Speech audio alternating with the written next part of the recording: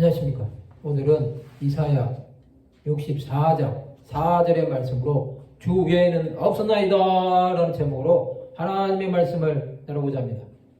본 말씀은 주 외에는 자기를 앙망하는 자를 위하여 이런 일을 행한 신을 옛부터 들은 자도 없고 귀로 들은 자도 없고 눈으로 본 자도 없었나이다. 하나님께서는 자기를 앙망하는 자를 바라보십니다. 하나님은 자기를 의지하는 자들에게 자신을 계시해 주시는 분이십니다. 오늘은 주 외에는 없었나이다에 대해서 생각해보는 시간을 가지고자 합니다. 이 말씀은 하나님께서 시내산에 강림하셨던 사건을 말씀하고 있습니다. 모세는 하나님께서 직접 대면하셔서 아셨던 자였습니다. 그는 이스라엘 백성들을 하나님의 은혜로 애굽 땅에서 출애굽시켜 홍해를 건너고 광야까지 40년 동안 하나님의 역사하심을 본 자였습니다. 이런 모세가 오늘 본문에 보면 주 외에는 자기를 앙망하는 자를 위하여 이런 일을 행한 신을 옛부터 들은 자도 없고 귀로 들은 자도 없고 눈으로 본 자도 없었나이다.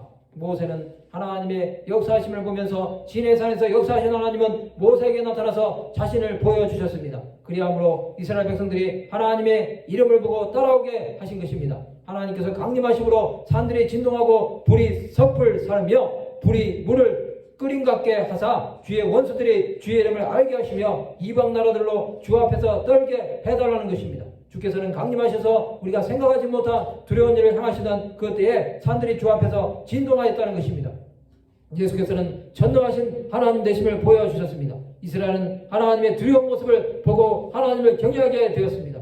예수 그리스도의 오심으로 이루신 구원으로 이스라엘에는 주 외에는 없었다는 것을 깨닫게 되었습니다. 이사야 선지자는 주 예수 그리스도의 구원하심을 찬양하고 있습니다. 주 예수 그리스도의 함께하심을 보는 자들은 주의 하나님 되심을 알게 됩니다. 하늘에서는 주밖에 없고 사모할 자 예수 그리스도 외에는 없습니다. 예수께서는 모든 자들의 주가 되십니다. 예수 그리스도의 오심은 수많은 자들에게 구원의 기쁜 소식이 되셨습니다. 이제 주를 바라보고 나가는 자들은 주의 뜻이 이 땅에 이루어지도록 살아가는 자들이 되어야 합니다. 예수께서는 제자들에게 자신의 전능하심을 보여주심으로 그를 찾고 예배하는 자들이 되게 하셨습니다. 성도 여러분, 주 예수 그리스도 외에는 없습니다. 우리 이 땅에서 주를 위해 사는 자들이 되시기 바랍니다. 주께서는 그를 사모하는 자들에게 하늘에 신령한 것으로 채워주시기를 원하십니다. 이제 우리의 삶이 온전히 주 예수로 말미암아 사는 자들이 되어 하나님의 온전하신 뜻을 이루는 삶을 살아가는 주의 백성들이 되시기를 바랍니다. 주께서 이 땅에 다시 오실 때 하나님 나라와 영광이 충만한 삶을 사는 자들에게는 넘치는 주의 하심이 각 사람의 심령 가운데 임할 것입니다.